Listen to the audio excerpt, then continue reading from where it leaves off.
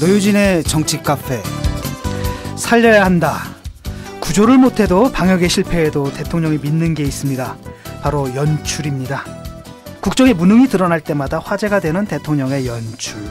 지난주도 다르지 않았죠? 대통령의 서울대병원 메르스 치료 격리병동 방문 사진에 등장한 A4 용지 현장이 스타가 됐습니다. 청와대의 실정을 비웃는 네티즌들의 패러디를 기사로 쓴 국민일보가 결국은 청와대 홍보수석의 항의 전화를 받은 다음에 정부 광고를 싣지 못했다는 소식 들으셨죠? 실패와 연기, 그 다음 수순은 늘 탄압으로 이어집니다. 버티기로 신임 총리가 등장한 직후 어떤 일이 벌어졌나요? 바로 세월호 가족과 시민단체로 꾸려진 4.16 연대가 압수수색을 당했습니다. 메르스 방역 실패에 대한 정부의 책임을 묻는 목소리에 권력이 어떤 반응을 보일지 지켜보겠습니다. 오늘도 노회찬 유시민 두 분 선생님 함께 하셨습니다. 안녕하세요. 네, 안녕하세요. 예, 어떻게 지내셨습니까? 우리 다 지금 메르스 때문에 다들 행동 조심하면서 그러고 있지 않나요? 저는 이제 강연이 몇 개 있어서 좀 지방 강연도 있었고 대구에. 저는 취소됐는데 다. 전 이제 열 감지기 설치해서 다 감지기가 아니고 체온계로 다 측정하고 그렇게 해서 지난주에 한 3번 정도, 3군데 정도 강연을 했는데 다 했습니다, 그냥. 노 전 대표께서도 강연하셨나요? 아니요, 저도 강연 여러 개 취소됐습니다. 그렇죠. 취소 내지 연기됐습니다. 그렇게 보낸 일주일이었고요. 이제 좀 잦아들까요? 잦아드는 것 같죠? 예, 아마 약간의 그 리스크가 남아 있긴 한데요. 대체로 보면 이제는 좀 진정 국면으로 가는 거 아닌가 싶은데요. 사실은 유 작가께서 지난주에 사석에서 4차 감염에서 끝나지 않을까 예상한다 이렇게 말씀을 하셨는데 우리가 내보내진 않았습니다. 돗자리 깐다 그럴까 봐. 네, 오늘 방송 1부에서는요. 여느 때와 다름없이 타임란으로 여러분 찾아뵙고요. 2부에서는 시즌2 오픈 특집 토크쇼 마지막 순서죠. 기대해 주십시오. 저희는 잠시 후에 되돌아오겠습니다. 영화 숙취해소제 잔혹사 중에서 야, 이 폭탄주야! 네가 그렇게 알코올 도수가 높아? 회식 자리로 따라와! 이 술 마시면 개 되는 놈이 어디서 헛개 음료 좀 사놨냐? 0.5% 들은 거? 숙취해소 성분 적은 것들은 빠져. 술술 풀리고로 바꿨다 이것들아. 우와, 자연유래 화인빛 도분말이 48%? 특허까지 있는데? 술술 풀리고 대한민국 술자리 다 먹고 하라 그래. 딴지마켓에서 최저가 판매 중인 술술 풀리고가 숙취해소제 잔혹사를 끝내드립니다. 건축주의 철학과 개성을 닮은 집을 추구하는 목조주택 전문기업 꿈꾸는 목수가 정치 카페를 후원합니다. 유시민의 타임라인. 이번 주 타임라인 메르스 사태에 관련해서 마지막이 되지 않을까 예측을 합니다. 2015년 6월 22일 월요일 오후인데요. 현재 상황을 좀 짚어보고 몇 가지 지금까지 벌어진 일들과 관련한 정책적 쟁점들이 있는 것 같습니다. 그것도 좀 살펴보고 그 메르스의 이후 전개, 메르스 사태의 이후 전개 또는 그것이 끝나고 나서 상황 전개가 어떻게 될지 좀 내다보는 그런 시간 갖도록 하겠습니다. 물론 요 하루 이틀 사이에 나온 자잘한 정치 뉴스 중에서 주목해 볼 필요가 있겠다 싶은 거 몇 가지도 함께 소개하는 시간 갖도록 그렇게 하겠습니다. 먼저 상황 한번 볼까요? 이제 다 알죠. 이제 실시간으로 날마다 정리된 상황이 나오잖아요. 그 확진자 수는 1명, 3명 이렇게 좀 어느 정도 좀 진정세로 돌아선 것 같습니다. 확실히. 확진이 몇 명이더라 지금? 확진이 172명이죠. 어제 또 새로 3명이 했고 사망자가 2명이 더 늘어가지고 사망자가 지금 27. 근데 그 치사율이 상당히 높아요. 이게 치사율이 높아요. 왜냐하면 이따 치사율 계산 방법에 대한 얘기를 할 텐데요. 완치 퇴원한 사람들도 꽤 많아요. 꽤 많아서 한 50명 되고요. 아직까지 상태 불안정한 분들이 10명이 있는데 여기서 또 새롭게 또 사망자가 발생하지 않을까 우려가 되고 있는 상황입니다.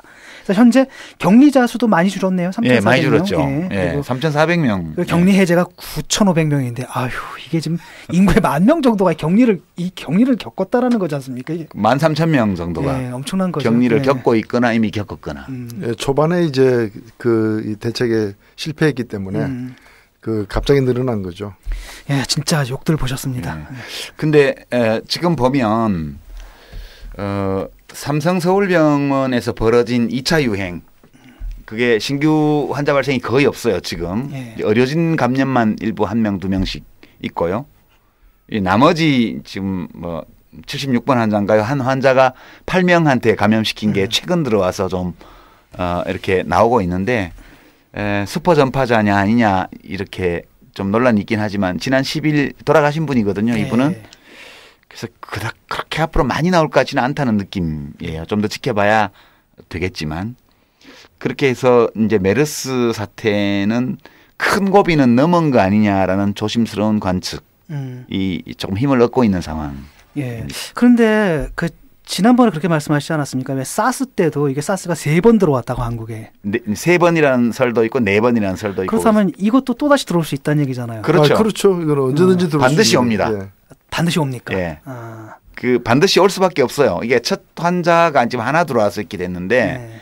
또 들어오게 돼 있어요. 예. 왜냐하면 중동 지역이 메르스가 일시적인 게 아니고 거기 토착화된 병으로 이제 굳어가고 있기 때문에 그렇군요. 예, 그 2012년 최초 발견 이후로 2014년에 사우디아라비아 중심으로 1,000명 넘는 환자가 생겼지만 그 뒤에도 조금씩 환자가 계속 나오고 있어요. 그러니까 이 중동 지방의 풍토병으로 자리를 잡고 있는 걸로 봐야 되기 때문에 중동하고 이렇게 무역 거래라든가 인적 교류가 많은 우리나라로서는 추가적으로 환자가 또 들어올 수 있다는 가능성은 언제나 있는 거죠. 그러니까 미국 같은 경우에 이제 최근에 2건이 발견됐잖아요. 예.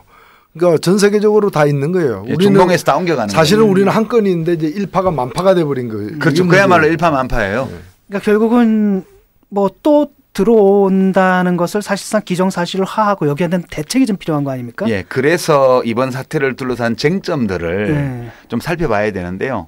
그냥 뭐 처음에 누가 잘못했냐 이런 쟁점들은 이제 지나간 것 같고 이제 또 들어올 텐데 메르스 바이러스 환자가 또 들어올 경우를 대비해서 살펴봐야 될 쟁점들이 좀 있어요. 뭐 궁금한 게 많잖아요. 예. 그래서 오늘 주로 이제 그 예, 얘기 좀 그럼 해보죠. 한번 이제 뭐가 궁금하세요? 아직도 완전히 지금 그 확인된 건 아닌데 그 사우디에서도 공기 감염의 가능성, 공기를 통해 가지고 전염되는 가능성을 100% 배제하지는 않았거든요. 예. 우리 경우에 이것이 비말 등의 어떤 그 일종의 좀 접촉 또는 에어로졸 등 뿜어 나오는 상태를 넘어서서 공기로의 그 전파가 되고 감염이 되는지에 대해서는 지금 어떻게 되고 있습니까? 예, 이게 첫 번째 쟁점인데 만약 공기를 통한 전염이 우리나라에서 현실로 있었다면 앞으로도 가능할 거기 때문에 방역이 훨씬 더 어려워지는 거거든요.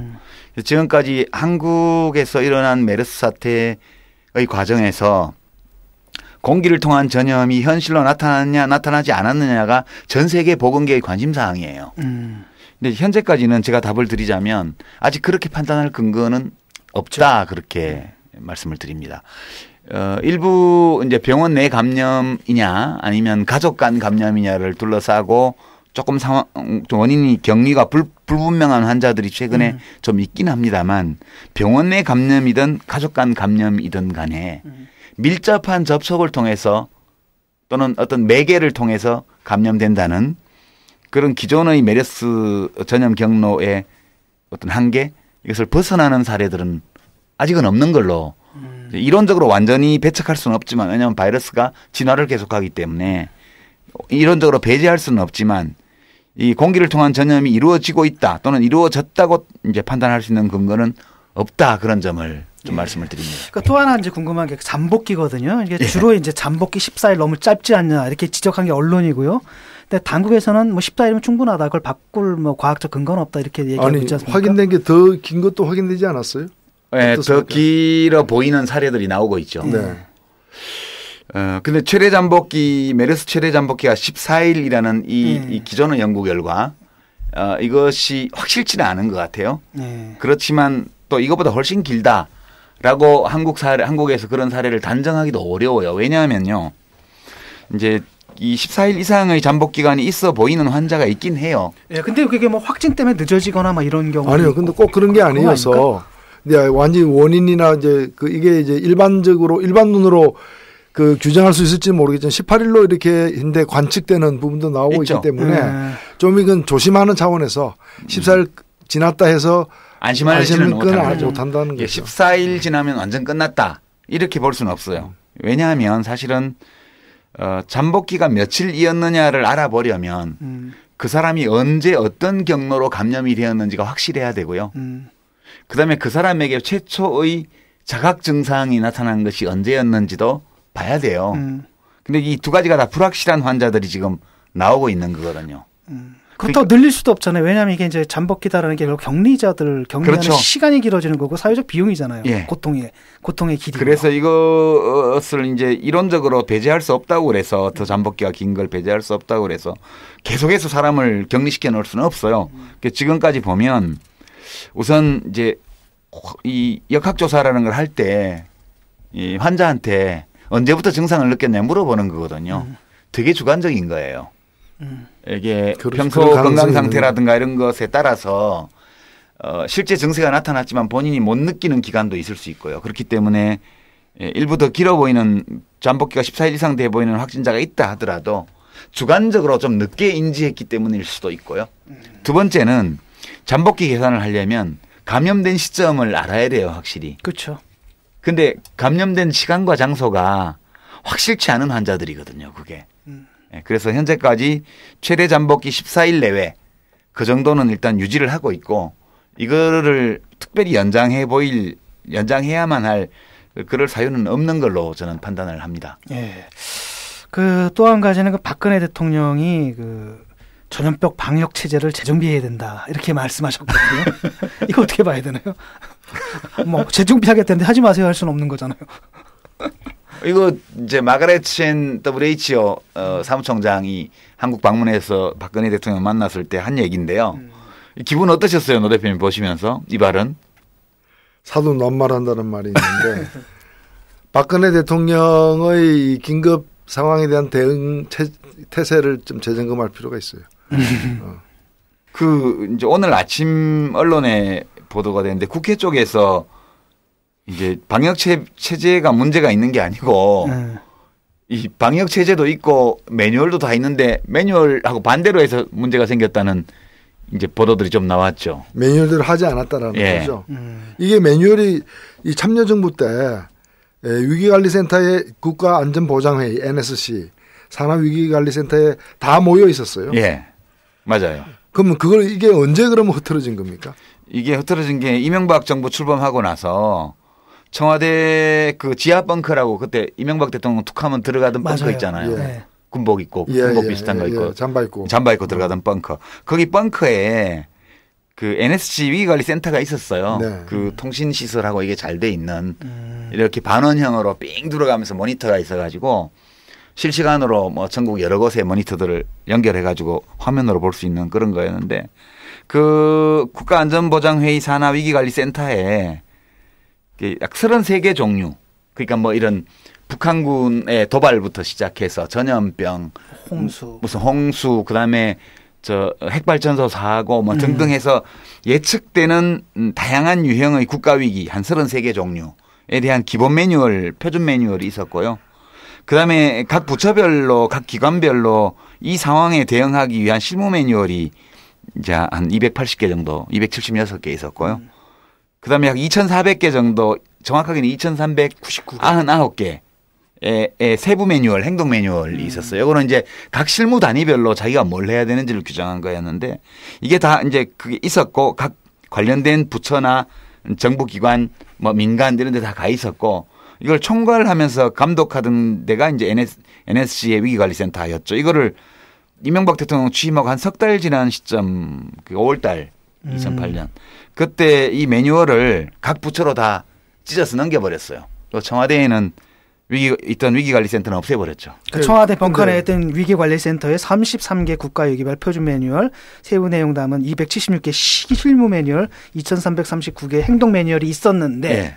이게 이제 그 이종석 씨인가? 그분이 만드신 건가요? 예, 이종석 전 통일부 장관이 통일부 장관을 하기 전에 NSC 사무처장일 때 대통령 지시를 받아서 이걸 만든 거예요. 근데 그걸 만든 걸 다 찢어가지고 지금 각 부처로 내려보냈다는 얘기죠. 예. 그거는 그거대로 문제라 하더라도 하여튼 찢어서라도 보내긴 보냈을 거 아니에요. 아니, 원래 다 갖고 있었던 거예요. 아니, 그러니까 그러면 보건복지부가 매뉴얼이 없었던 게 아니잖아요. 아니요, 원래 이제 각 부처별 그 조직별로 다 갖고 있는데 말이 이제 찢어서 보냈다는 거지. 거기 있는 것만 없애버리면 그렇지. 찢어진 게 된 거죠. 예, 찢어지게 되는 거예요. 쉽게 이 말하면 얘기는 벙커에 있던 게 없었다는 얘기잖아요. 예, 없었다는 얘기예요. 없었는데 그건 그대로 문제이지만 이 메르스 사태가 처음 발생했을 때 보건복지부는 하여튼 이 전염병 긴급 상황에 대한 매뉴얼을 갖고 위기관리 매뉴얼을 갖고 있었던 거 아닙니까? 갖고 있었어요. 게다가 또 요 지금 보도된 바에 따르면은 위기관리 커뮤니케이션 위기관리를 하기 위한 커뮤니케이션 항목이 추가된 것도 지금 확인됐잖아요. 작년 12월에요. 그러면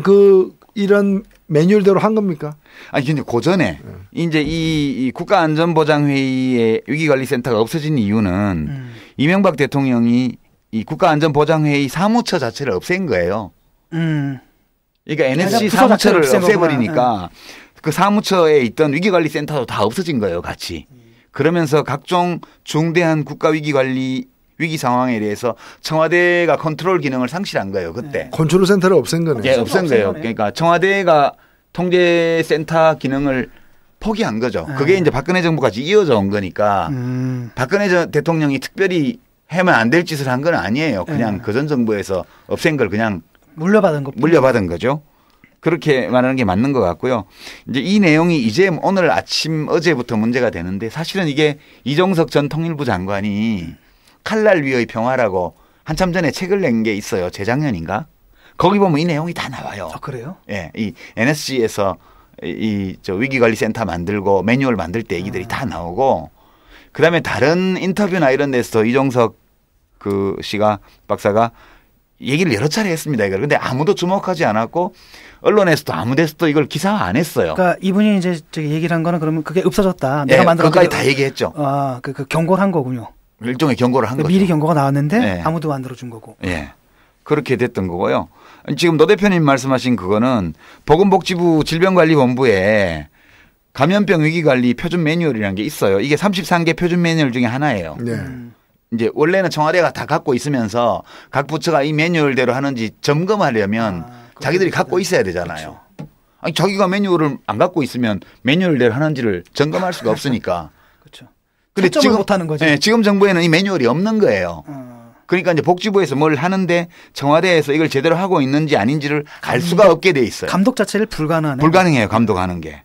그래서 이 이제 2015년 12월에 원래 갖고 있던 감염병 위기관리 표준 매뉴얼에 이제 리스크 커뮤니케이션 그러니까 위기관리 커뮤니케이션 항목을 추가를 했는데 이유가 뭐냐 하면 2014년 사우디아라비아의 메르스 사태가 나고 나서 국제 세계보건기구에서 사우디 사태를 분석한 결과 얻은 교훈을 각 회원국들에게 통보를 한 거예요. 반영하라고.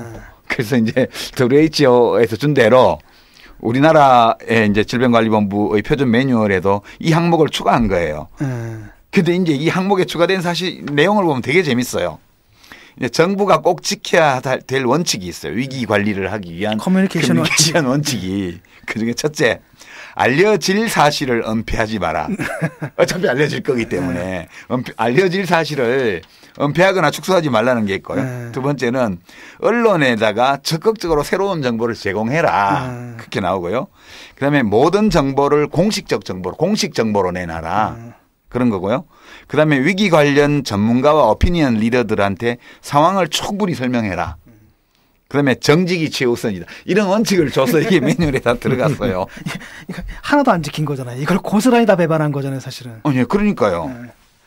그러니까 이제 일부러 그런 건 아니고 만약 청와대에서 이 정보 공개를 못하게 막고 있다가 이제 박원순 시장이 기자회견을 한 이후에 이제 알리게 했다면 5월 20일 날 1번 확진자의 확진이 이루어지고 나서부터 정부가 병원 명단을 공개한 6월 7일까지 약 19일 동안 정부가 이 위기관리 표준 매뉴얼에 완전히 반대되는 행동을 한 거죠. 예. 근데 이상한 건 뭐냐면 추가한 항목이 정말 무슨 예언이라도 하듯이. 왜냐하면 안 지킬 것을 골라가지고 계속 신문에서 문제가 됐던 게 그대로 다 올라와 있는 거예요. 이게 왜 들어왔을 것 같아요? 근데 사우디 정부가 행거하고 반대로 얘기한 거예요. 이게 지금 잘못한 거죠 그쪽에서. 그치, 사우디 정부가 어떻게 했냐면 알려질 사실인데 은폐하거나 축소하려고 했고 언론의 정보를 감추었고 그다음에 공식 정보를 확인 안 해주고 비공식 정보가 흘러나갔고 위기 관련 전문가하고 상의도 안 했고 오피니언 리더들에게 정보 제공도 안 했어요. 그다음에 거짓말을 되게 많이 했어. 그래서 이게 5가지가 온 거거든요. 그 재밌게도 왜 그 중국에서 사스 때문에 난리가 났을 때 우리는 성공적으로 막았잖아요. 네, 그때 중국에서 보냈어요 우리나라에서. 네, 그 비결 중에 그 비결도 바로 이거였거든요. 네, 이거였어요.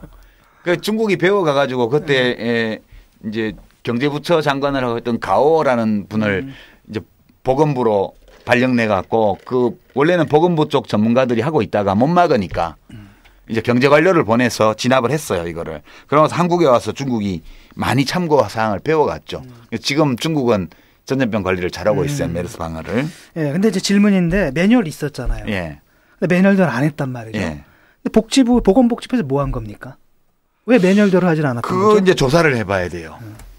그게 그러니까 이 매뉴얼을 안 지킨 것이 이제 처음 사태를 보면 5월 20일 날 1번 확진자가 나왔고 그 1번 확진자가 평택성모병원을 거쳐서 다른 2병원을 더 거치고 작은 병원을 그리고 삼성 서울병원에 와서 확진 판정을 받고 서울대병원으로 이송이 되었단 말이에요. 그러면 이제 요 5월 20일 상황에서 이 정보 공개를 할 거냐 말 거냐를 가지고 회의를 했을 거라고요. 그러니까 보건복지부하고 그럼 단위가 어떻게 되나요? 질병관리본부죠 우선. 네, 질병관리본부. 질병관리본부에서 평택성모병원을 어디까지 봉쇄하고 서울병원 삼성 서울병원에 대해서 어떤 조치를 취하며 이런 조치를 취했다는 정보를 국민에게 공개해야 될 것인가를 둘러싸고 전문가들이 매뉴얼에 따라서 건의를 했을 거라고 봐요 저는. 질병관리본부의 공무원들이 보건 내지 역학 전문가들이 이제 보건복지부 장관한테 얘기했으리라고 봐요. 이제 보건복지부 장관은 이 사안을 혼자 결정하지 않고 이제 총리 권한 대행을 하고 있던 최경환 총리 권한 대행한테 보고했으리라고 생각하고요. 청와대에도 보고했으리라고 봐요. 안 할 수가 없는 거예요, 이거는. 청와대에도 국정상황실에 보고를 했을 거고요. 그다음에 이제 이 정보 공개 여부에 관한 사항을 어떤 문의를 했을 가능성이 많아요. 실제로 당시 이 문영표 장관이 병원을 이제는 공개해야 되는 거 아니냐 이렇게 자꾸 확산이 되는데 올 그 말 그러니까 그 14번 환자가 이렇게 발병하고 그 무렵에 그 했을 때 답변이 뭐였는가 하면은 논의하고 있는데 안 한다는 그 결론을 얘기하면서 내부에도 여러 의견이 있었다라는 얘기를 했었어요. 청와대 쪽에서. 자기들 내에서도 제가 볼 때는 아마도 전문가 그룹에서는 하자고 했을 것 같고 그다음에 여러 가지 이제 정치적 고려하거나 뭐 이런 쪽에서 또 삼성 쪽에서도 강력하게 또 어필을 했을 거고요. 그래서 국정조사를 해야 되는 사안이죠. 아니 근데 그래도 좀 이해가 안 가는 게 아무리 그런다 하더라도 이게 보건복지부 장관이라고 매뉴얼이 있는데 야, 근데 청와대에서 뭐 하지 말아라 한다더라도 그거 매뉴얼과 반대됩니다. 우리가 그렇게 할 수는 없다라고 얘기를 해야 되는 거예요. 제가 장관이면 했죠, 그냥. 아니 이거는 원래 질병관리본부에서 릴리스를 그냥 해버리고 그러니까. 사후 보고를 해도 돼요. 그렇죠. 근데 이제 지금 공무원들한테 권한을 안 준다는 거잖아요, 청와대에서. 그러니까 스스로 판단하면 잘린대요. 그게 이제 유진용 장관이라든가 이런 사람들이요. 뭐 마사회 알아봐 뭐 누구 맞아. 혼내 이랬는데 혼내기는 그냥 조사 보고서를 해서 자기가 판단을 해서 그 혼내라고 한 사람이 더 문제가 있습니다 이렇게 내니까 장관이 잘렸잖아요. 네. 이런 일이 몇 번 있었기 때문에 장관이 자기가 판단을 해서 집행을 하면 목이 날아간대요. 그럼 누가 판단하는 거예요? 청와대에서 모든 걸 다 판단해서. 자, 이제 그러면 이제 서면 보고를 했다는 거죠. 대통령한테 처음에 한 열흘 동안 이제 서면 보고에 대해서 이제 우리 청취자 여러분들도 이게 뭐지? 서면 보고가 뭘 것 같아요? 특명 논술 시험으로 학대받는 당신의 아이를 구하라. 대입 논술 시험 문제를 보니까요. 학대 수준이에요. 우리 시대에는 개인과 개인과 사회 간의 다양한 관심이 발생하며 이에 따라 여러 관계들이 형성된다. 엄청 비싼 돈 주고 학원 보내고요. 쪽집게 과외를 시키기도 하죠. 모든 수험생이 다 비싼 학원에 가거나 과외를 받지는 못하는 게 우리 현실입니다. 이를 해결하기 위한 방안에 대하여 논하시오. 수험생 조카를 위한 이모 삼촌의 가장 합리적인 선물. 커피 2잔 값으로 만나는 취업준비생의 논술제 침사, 유시민의 논술 특강, 전국 서점에서 만나실 수 있습니다. 서면 보고가 뭘 것 같아요?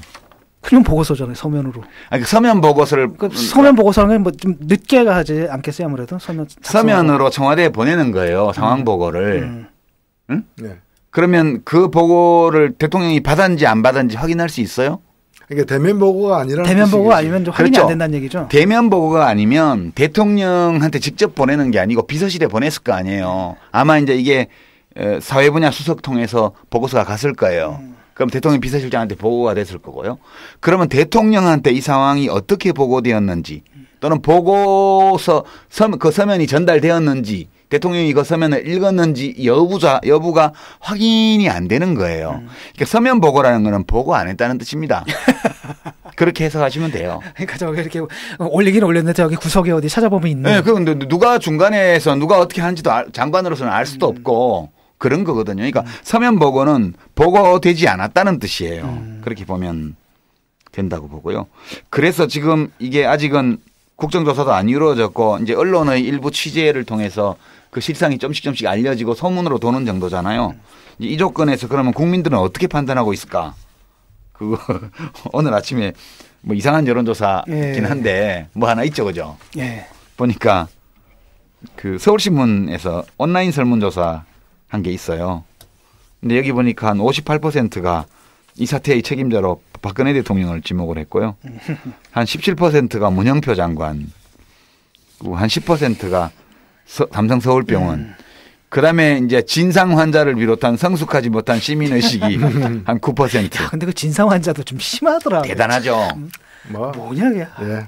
근데 많지 않았으니까 다행이죠. 하긴 뭐 인구가 5천 명이면 이상한 사람들 섞여 있게 마련이죠. 뭐 150명 중에 뭐 좀 이상한 사람들 몇 명 있는 거죠. 예. 예.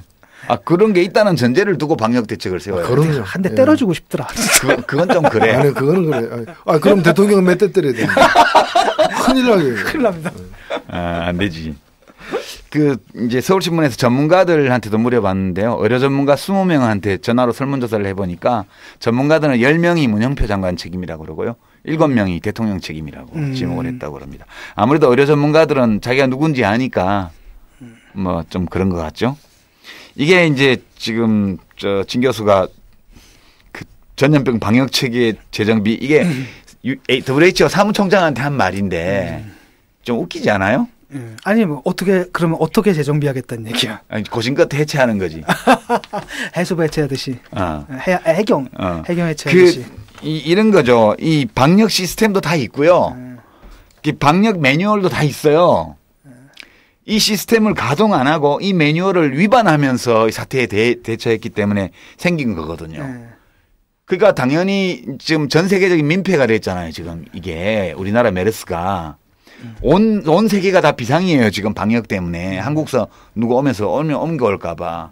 그러면 일단 대통령으로서 국제사회에 좀 미안하다는 의사표시도 하고 국민들한테도 죄송하다는 의사표시를 해야지. 이게 뭐예요? 지금 이게 지금 교통신호 위반해가지고 사람을 치는 사고를 냈는데 어떻게 할 거냐 그러니까 재정비하겠다. 차량 정비를 새로 정비하겠다. 하고 교통신호 체계를 재정비하겠다. 그렇게 얘기하는 것도 마찬가지. 이건 지금 이제 운행상의 과실이거든요. 정부 운영의 과실인데 그렇죠. 이거를 무슨 정보 시스템 방역 시스템을 정비한다고 그러니까 이건 진짜 말도 안 되는 얘기예요. 정비할 수 있는 뭐가 없어요. 그러니까 뭐 이런 거죠. 너 뭐 차 안 타고 걸어왔어. 왜 이렇게 늦었어? 딱 하니까 그래 미안해. 새 차로 바꿀게. 뭐 이런 거잖아요. 지금. 진짜 이거는 말이 안 되는 도로 정비하겠어. 도로 정비하겠다라든지. 예, 이제 우리가 지금 세 가지 봤어요. 첫 번째는 이제 향후 환자가 또 들어올 수도 있기 때문에 이제 공기 전염이 되냐, 최대 잠복기가 14일보다 더 길 수 있냐, 그다음에 전염병 방역 체제에 뭐 문제가 있냐. 이 세 가지 질문을 검토를 해봤어요. 일단 공기 전염 여부는 아직 확인 안 됐고 최대 잠복기도 특별한 바이러스 변이가 없다고 그래요. 전염병 방역 체제에도 문제는 없어요. 운영을 잘못한 거지. 그러니까 이 질문들에 대해서 전부 다 no. 매뉴얼대로 잘하면 돼라는 대답인데요. 하나 좀 제가 제기하고 싶은 질문은 한편에서 의료 공공성 부족이 메르스 사태의 원인이다. 그리고 뭐 성남시장이 새로 성남 의료원을 지면서 음압병실을 32개짜리 설계해서 지금 짓고 있다는 거죠. 삼성서울병원에 음압병실이 하나도 없는데. 그러니까 지금 언론 보도를 보면 공공의료기관이 부족하고 그 음압병실을 비롯한 공공의료 시설이 부족한 것이 이 메르스 사태의 원인인 것처럼 진단하는 기사들이 되게 많아요. 사실 원인은 아니잖아요. 대처할 때 조금 대처가 좀 불편하다는 거 아니에요? 그럼 노 대표님은 어떻게 생각하세요? 이거는 애초에 이게 이런 사태가 났을 때 처음에 이걸 그 방역 체계에 이제 긴급하게 들어가고 그다음에 격리할 사람은 격리하고 하는 그런 걸 제대로 용이하게 하기 위해서는 공공 의료 시스템이 튼튼해야 된다라는 그런 취지에서 지적되는 거죠. 그렇죠. 일반론적으로 우리나라가 공공의료 시스템이 취약하고 의료 체계 운영에서도 공공성이 부족하다는 지적을 많이 받고 있고 그렇기 때문에 이런 비상 상황에서 정부가 활용할 수 있는 가용 자원이 매우 적은 거 이 지적은 저는 옳다고 생각해요. 그렇지만 이번 메르스 사태가 그것 때문이냐? 원인은 아니죠. 전혀 아니라고 봐요. 특히 우선 첫 번째 국공립병원이 부족해서 초기 방역에 실패했어요. 그건 아니죠. 아니 환자가 나온 데가 삼성병원 우선 평택 성모병원이었고 그다음에 삼성서울병원이었고 다른 병원에도 전파가 많이 됐지만 다른 병원들은 더 널리 다음 3차 4차 전염자가 안 나왔을 뿐이에요. 네. 잘 해가지고. 그러면 결국은 의료 공공성 부족 국립병원이 없어서 문제가 생긴 게 아니고 초기에 민간 의료기관에 환자가 왔을 때 방역 당국이 대처를 잘못한 거예요. 이 방역망을 너무 좁게 치고 구멍 뻥뻥 뚫리게 치고 그리고 삼성병원 같은 경우는 거기다 맡겨놔가지고 우리가 지난번 방송할 때 그 900명의 명단 자체도 부실하고 거기 빠진 사람도 엄청 많아서 거의 위험 요인이라고 그랬는데 환자가 반반씩 나왔잖아요. 양쪽에서. 그렇죠. 명단에 있는 환자와 없는 환자. 모든 대처의 시나리오를 지나치게 낙관적으로 짜가지고. 그러니까 매뉴얼을 안 지킨 게 근본 원인이고 환자가 들어온 건 어쩔 수 없는 거잖아요. 그리고 처음에 메르스가 처음 들어왔기 때문에 민간 의료기관이든 국공립 의료기관이든 이게 메르스인지 뭔지 알아채는데 시간이 걸리는 건 어쩔 수 없었던 면이 있죠. 그러나 첫 환자가 확진되고 나서부터 그다음부터가 문제였던 거잖아요. 그래서 이거는 방역당국의 그런 방역망 운용과 그 운영 기술과 자세 그다음에 정부 당국의 책임성 이런 것이 없었던 것이 초기 방역 실패의 근본 원인이지 이거를 시스템 문제로 돌리면 그러니까 박근혜 대통령이 이렇게 핑계를 댈 수 있죠. 이게 국공립 의료시설이 부족하고 근데 뭐 이거 과거로부터 쌓여온 적폐다. 딱 변명거리잖아요. 저는 이거는 동의 못 하겠고요. 그다음에 음압병실 얘기도 자꾸 하는데 음압병실은 본질적인 게 아니에요. 음압병실은 어떤 전염병에 필요하냐 하면 사스처럼 공기전파. 음압이라는 게 뭐예요? 병실 안쪽이 바깥쪽보다 기압이 낮아서 바깥 공기가 안으로 들어가지. 그러면 오염된 공기가 안으로만 들어오지 밖으로는 못 나가게 해놓은 게 음압병실이라고요. 약간의 그 기압차를 둬가지고. 마이너스 압력병실이죠. 그렇죠. 그래서 이제 바깥쪽보다 기압이 낮은 병실이기 때문에 이제 공기 중에 떠다니는 바이러스나 세균이 그 병실 밖으로 못 나오도록 일단 하고 그다음에 의료진들은 공기 감염 위험이 있기 때문에 보호장구를 착용하고 그 음압병실에서 진료하도록 그렇게 해놓은 건데 지금 메르스는 공기 전염도 없고요. 사례가. 전부 다 가까운 긴밀한 접촉의 비말로 인한 전염이거나 그다음에 의료기기라든가 병원 시설을 통한 오염 때문에 일어난 매개 감염이거나 전부 그런 거란 말이에요. 지금 제주도 신라 호텔에서도 지금 영업 중지했지만 환자 안 나왔죠. 그다음에 확진자들 150여 명이 이용한 대중교통수단에서도 전염된 예가 하나도 없어요. 그러니까 음압병실은 일반적으로 이것이 갖춰져 있어야 되고 특히 공기를 매개로 한 그 전염병, 급성 전염병에 대처하기 위해서는 이게 꼭 필요하지만 이걸 지으면 몇 개 짓겠어요. 음압병실이라는 거는 지극히 초기 환자들을 위해서 필요한 거지 대유행이 돼버리고 나면 어차피 아무리 많이 지어도 소용 못해요. 그러니까 이 음압병실의 기능은 초기 방역 단계에 집중적으로 필요한 거기 때문에 이 음압병실의 부족 때문에 메르스가 퍼진 거 이것도 절대 아니라는 점은 제가 이게 메르스 퍼진 거에 음압병실의 부족이 가장 큰 원인이 될 수는 없죠. 없지만은 이제 예를 들면 삼성 같은 데 음압병실 하나도 없다거나 이런 것들이 보면 좀 의아한 부분은 있는 거고 거고 그다음에 이제 이게 공기 감염 확인 안 됐다 하더라도 평택 성모병원처럼 환기구 이런 게 병원 내부 공사로 인해 가지고 없는 속에서 방 자체가 그냥 완전히 에어로졸 작용을 하도록 예, 한 병동 자체가 오염돼 버린 예, 거죠. 예. 예. 뭐 그런 사태 때문에 나오는 얘기죠. 그렇죠. 자, 그러면 이제 뭐 이렇게 얘기를 해보죠. 의료 공공성이 부족한 것은 해결해야 될 과제 맞아요. 대한민국 사회가. 의료 부분의 공공성을 더 확보를 해야 돼요. 그러나 이것은 항상적이고 중장기적인 과제이지 메르스 사태와 연관해서 이것이 주 원인으로 지목될 수는 없는 거라는 점을 저는 좀 분명히 말씀드리고 연관이 없지는 싶어요. 않았지만 그 본질적인 그렇죠. 연관은 본질적인 아니다. 것은 아니라는 거예요. 이런 정도가 지금 향후에 또 환자가 들어오면 또 지금처럼 진단받을 때까지 잠복기에 시간이 걸릴 거고요. 어느 병원에서 가서가 확진받는 과정에서 누구에겐가 오염 전염을 시킬 겁니다. 그러나 이제 다음번에 입원하고 다르다면 뭐가 달라져야 되냐 이렇게 본다면 시사점을 주는 데가 몇 군데 있죠. 지금 우리 지난번 방송 때 그 수원에 있는 병원 하나 얘기했죠. 성빈센트 병원. 네. 아주 모범적으로. 예, 거기서 환자 2사람이 왔지만 이게 3번 환자하고 9번 환자인가요? 왔지만 아주 너무나 훌륭하게 처리를 해냈고요. 이제 경기도에 질병관리본부가 있죠. 지방자치단체 차원의 질병관리본부가요. 이게 이제 중앙정부의 질병관리본부하고 경기도가 콘소시엄으로 만든 지방자치단체의 질병관리본부예요. 이번에 아주 뭐 여기서 아주 차분하게 초기에 경기도에서 터졌지만 굉장히 경기도가 차분하게 대응한 데는 이 질병관리센터의 역할이 컸어요. 그리고 이제 수원병원이라는 병원 공공병원을 이제 메르스 코호트 격리병동으로 지정을 해가지고 환자들을 다 일로 집계를 시켰습니다. 이런 것들은 필요하죠. 역시 이게 인프라도 필요하다는 거는 그 이제 증명이 됐고요.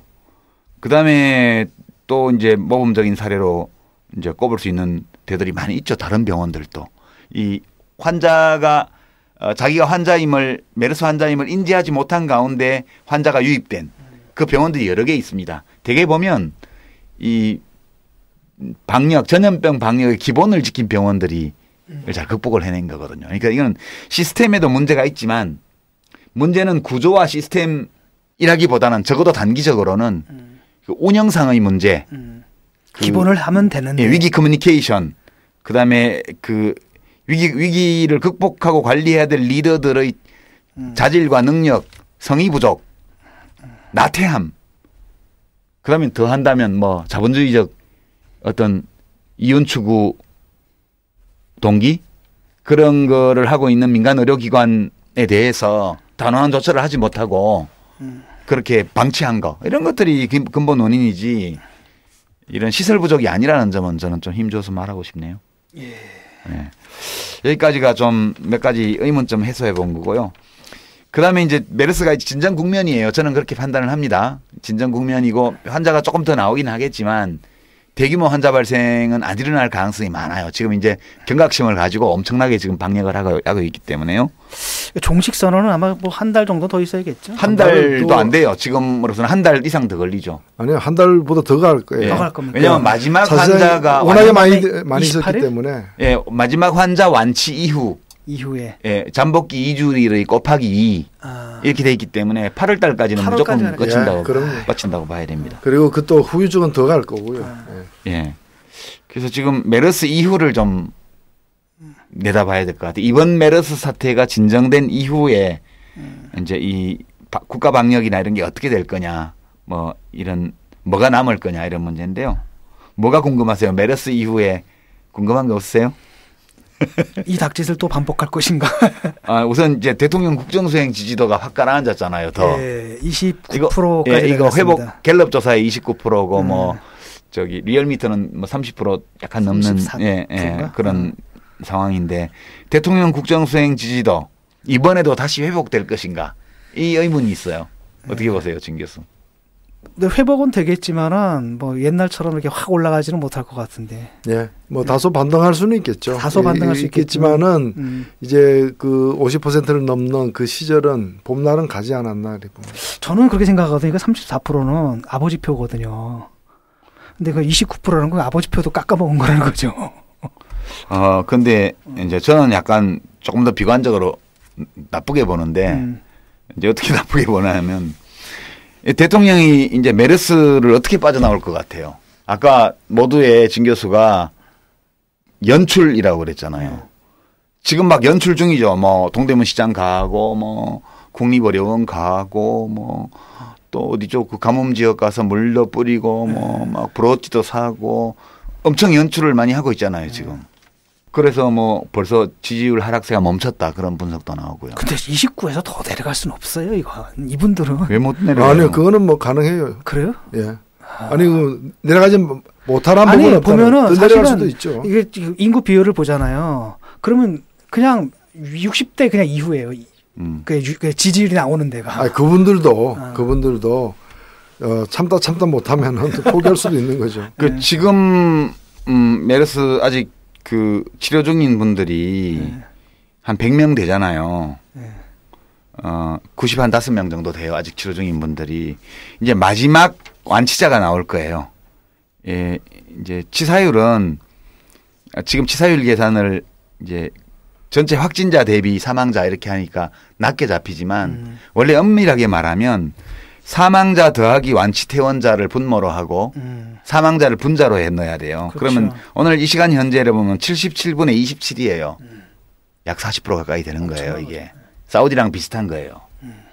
그다음에 지금 남아있는 환자 아직 치료 중인 환자 한 95명 중에서 상태 불안정이 10명이 넘기 때문에 치사율이 적어도 20% 이상은 될 가능성이 있거든요. 나중에 다 끝나고 나면. 근데 마지막 환자가 나올 거예요. 마지막 완치자가요. 그 대통령이 그때 연출한다 안 한다? 아, 연출하겠죠, 이제 또. 아유, 그거.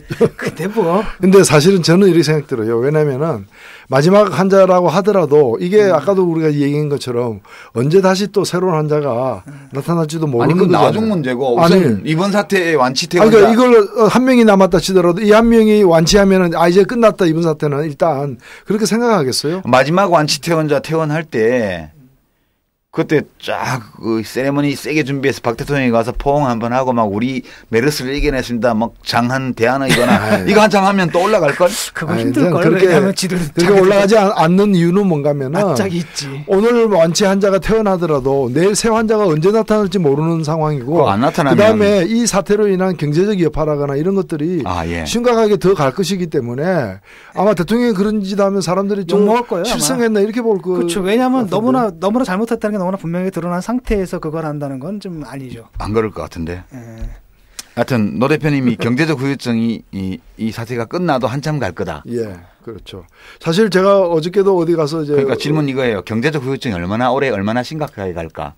당장에 일반 병원들 있죠. 예. 메르스 환자 전혀 상관없는 병원들도 손님이 급감해가지고 이런 상황이 한 달 이상 가게 될 때는 뭐 위험해지는 병원들도 많을 거다. 손님이 아니고 환자요. 예. 내원 환자. 같은 얘기 아닙니까? 아, 이거 달라요. 그 의료인들한테 손님이라 그러면 화내세요. 예, 하여튼 그렇게 병원이 운영이 어려워지는 경우들도 많을 것이고 뿐만이 아니고 지금 아시아나항공하고 대한항공 같은 경우는 취소한 여행객만 해도 20만 명이라 그러거든요. 예. 등등해서 이것이 또 미치는 그다음에 사실 우리 세월호 사건 때도 보면은 굉장히 경기가 움츠러들었잖아요. 근데 이번 경우에도 그에 못지않게 그러니까 세월호 때만 해도 그건 심리적인 건데 이건 실질적인 위험이었잖아요. 그렇죠. 다시 이렇게 당할 수도 있는 거니까. 둘 다 심리적인 건데 세월호 때는 내 문제는 아니었죠. 그렇죠. 남의 문제이지만 공감하고 같이 아파하고. 그러니까 세월호 때만 해도 이게 그냥 무슨 소비를 할 기분이 아닌 거죠. 네, 기분이. 근데 이거는 다르다는 거죠. 이거는 그래서 이미 나타나고 있는 상황이고. 이거는 공포거든. 경기 침체에 상당한 영향을 주고 이게 회복되는 데는 설사 마지막 환자가 이제 완치되더라도 상당한 기간 더 갈 거라고 보여지는 거죠. 올 하반기 내내 갈 것으로 보여집니다. 이게 지금 이제 우선 성장률 지표로 보면 이명박 정부 마지막 해하고 박근혜 정부 첫 해가 2%대였잖아요. 3%가 못 됐어요. 작년에 겨우 3% 좀 넘었잖아요. 근데 금년에 다시 2%대로 주저앉는다는 거는 거의 확실해 그런 것 보입니다. 같아요. 그래서 이게 뭐 0.5 이상 영향을 줄 것 같죠. 그 이상 갈 수도 있고요. 문제가 상당히 심각해집니다. 이게 지금 국가 브랜드가 가라앉았거든요. 대한민국 메이드 인 코리아라는 국가 브랜드 자체의 가치가 깎였기 때문에 완전 쪽팔린 거죠. 이 후유증은 좀 오래 갈 걸로 보이고요. 그래서 뭐 연출을 아무리 해도 잘 안 될 거다 그런 면이 있긴 한데 그래도 될 거다 저는 그렇게 봐요. 굉장히 비관적. 네, 왜냐하면 박근혜 대통령에 대한 국정수행 지지도의 그 내용은 정책에 대한 지지도나 국정수행에 대한 어떤 평가가 아니에요. 이념적인 거고요. 그러니까. 정서적인 거거든요. 그래서 이거는 금방 좀 또 회복돼요. 저는 그렇게 보고요. 이제 마지막 메르스 이후와 관련해서 이제 하나 들여다볼 거는 전염병 방역 시스템이 어떻게 변할까? 국가위기 관리 시스템이 개선될까? 이건데요. 이제 과거와 같이 청와대가 다시 국가위기 컨트롤 타워 역할을 다시 맞는 쪽으로 갈 수 있을까 없을까? 그것만 좀 예측해 보기로 하죠. 근데 뭐 이제 컨트롤 타워가 제대로 없기 때문에 그 청와대가 컨트롤 타워 역할을 하겠다라는 생각이 별로 청와대는 없는 것 같아요. 그런 생각을 하면 더 불안해질 것 같아 나는. 어떠세요, 진 교수는? 예, 청와대 뭐 이미 아무 일도 하고 있지 않지만 더 격렬하게 아무 일도 안 하는 게. 아, 진짜 심리학자의 도움이 필요할 것 같아요. 대통령의 리더십을 이해하려면. 뇌과학자 네. 또 필요합니다. 일단 그래서 저는 청와대가 다시 국가위기관리 시스템을 맡아서 이제 작년에 세월호 사고 나고 나서 이 얘기가 있었지만 끝까지 거부했잖아요. 그러고 이제 국민안전청가 만들어 놓고 그 있으나만 하자 이번 사태에 보면은 또 이 얘기가 나올 텐데 네. 이번에도 안 맡을 가능성이 많다. 그러니까. 그래서 전염병 방역 시스템은 지금처럼 시스템은 큰 문제가 없다 저는 보기 때문에 이대로 방역 시스템 자체는 가되 이 방역 시스템을 좀 더 잘 가동할 수 있도록 의료인들과 시민들이 노력하는 수밖에 없다. 그러니까 청와대로서는 아마 보건복지부 장관을 경질하는 것으로 이 문제에 대한 책임과 개선을 다 한꺼번에 하려고 하지 않을까 보이죠. 네, 하여튼 그 외에 뭘 할 수 있겠어요. 네. 그런 정도고요. 이제 마무리하면서 몇 가지 그 정치 뉴스 몇 가지만 좀 앞으로 좀 주목할 필요가 있는 거. 그거 몇 가지만 좀 말씀드리고 마칠게요. 우선 김한길 전 새정치연합 대표가 며칠 전에 SNS에 지난주에 읽은 책 이래갖고 책 5권을 했는데 그게 노무현 대통령 사후자 소전 운명이다를 비롯해서 문재인 씨의 운명, 뭐 윤태영 씨의 책 뭐 이렇게 죄다 친노 유 작가 책은 없어요? 제 책은 아니고 제가 정리한 노무현 대통령 사후자 소전 운명이다 포함해가지고 소위 노 대통령과 노 대통령의 참모들이 쓴 책 5권을 읽었다고 SNS에 올렸어요. 그건 좀 이상한 게 계속 그 대립각 세웠잖아요. 예. 갑자기 왜 그런 짓을 저도 왜 이러지? 해석이 안 되는 오늘 아침 뉴스예요. 검찰에서 김한길 의원을 성완종 리스트 관련해서 참고인 소환한대요. 그 다이어리에 이름이 여러 차례 나온다고. 보도도 좀 됐었죠. 예, 이 김한길 의원이 이제 성완종 씨 자살하기 전날 만났잖아요. 예, 저녁에 그 식당에서 만났다고. 베트남 그 동남계 빌딩에도 가고. 그래서 참고인으로 소환하지만 나올 때는 피의자로 바꿔서 내보내는 거 아니냐. 검찰에서. 낯떨고 있냐. 그래서 김한길 의원이 며칠 전에 그 SNS에 올린 5권의 책 그거는 단순한 정치적 화해 제스처라기보다는 그 이런 위기를 감지하고 당에서 도와달라는 얘기죠. SOS 신호를 보낸 게 아닐까 그렇게 해석됐어요. 이게 좀 봐야 되겠어요. 그렇게 해석하신다는 거죠? 예. 두 번째는 정의화 국회의장이요. 그 현직 새누리당 의원들 3사람이 대통령 정무특보로 이제 임명이 돼갖고 시끄러웠잖아요. 위헌이냐 아니냐 가지고. 근데 그거를 이제 위원회에서 심사하다가 의장이 결정하는 걸로 지금 넘겨놨잖아요. 근데 그거를 의원 겸직이 위헌이 아니라고 허용하는 결정을 내렸습니다. 근데 위헌인지 아닌지는 헌법재판소 가야 되는 거 아니야? 왜 국회의장한테 가요? 나 그것도 이해가 안 되네. 근데 이거를 정화 국회의장이 몇 달 동안 주고 있다가 왜 지금 했을까? 궁금하지 않으세요? 뭐예요? 그러니까 이거는 사실은 그러니까 청와대 측의 요구인 거죠, 지금. 그렇죠. 거죠. 그렇죠. 청와대 요구를 들어준 거죠. 그러니까 국회에서 좀 약간 이게 법적으로 애매한데. 네, 입법부의 수장이 끌어준 거죠, 청와대. 그냥 하세요. 이렇게 하세요. 이렇게 한 거지. 왜 그랬을까요? 제 생각인데 그냥 이거는 추측인데요. 정화 의장 국회의장이 지금 아직 대통령이 메르스 사태 때문에 제2요구권 거부권 발동을 안 했어요. 그 시행령에 대한 국회의 그 법에 대해서 국회법 개정안에 발동하면 대해서 제의하겠다고 얘기한 바가 있죠. 예, 근데 정의화 국회의장으로서는 대통령이 제2요구 그러니까 거부권 행사를 해오면 이거를 제2에 붙이지 않으면 자동 폐기돼요. 며칠 지나면 제2에 붙이게 되면 붙여서 재의결되게 되면 청와대가 망신이고요. 재의결이 안 되게 되면 새누리당이 망신이고요. 유승민 씨가 날아가나 그럼? 예, 유승민 씨도 망신이고요. 지금 이 여권 내부의 친박과 비박의 권력투쟁이 맞물려 있는 사안인데 이거를 의원겸직 정무특보 이거를 인정을 해준 것은 다른 쟁점을 없애려고 하는 게 아닐까 청와대하고 사이에? 다른 건 다 청와대 말을 들어주되 이건 내가 하겠다는 거. 그 의사 표시로 보여요. 이제 만약 이 의사가 확실하다면 청와대로서는 제2 요구를 안 하거나 또는 할 테면 해봐라 하고 제2 요구를 보내거나 이건데 이것도 흥미진진합니다. 재밌어요. 그러니까 이 정도로 빠트가 될 건지 아니면 그럼에도 불구하고 거부권 행사를 할 그렇죠. 건지. 이거는 제 해석은 정의화 국회의장이 대통령하고 소통이 잘 안 되나 봐요. 공개적으로 지금 사인을 보낸 거로 저는 읽어요. 이거 오케이 할 테니 제2 요구 하지 말아달라. 제2 요구를 해오면 붙일 수밖에 없다. 그러니까 경고죠. 그러니까 일종의 청와대 날리는. 그렇게 보여요. 제 믿거나 말거나 맞거나 말거나 제 해석입니다. 좀 지켜보시도록 하고요. 그다음에 천정배 무소속 국회의원 천정배 씨의 호남신당론 뭐 이거는 계속 조선일보에서 엄청 아직은 실체가 없는 거여서요. 그냥 시끄럽게 얘기는 나오고 있는데 지금 뭐 조선이나 동아나 뭐 채널 A, TV조선 이런 데서는 엄청 고무 격려하고 있죠. 찬양 고무 격려를 하고 있습니다. 네, 이거는 아직은 실체가 드러나지 않았는데요.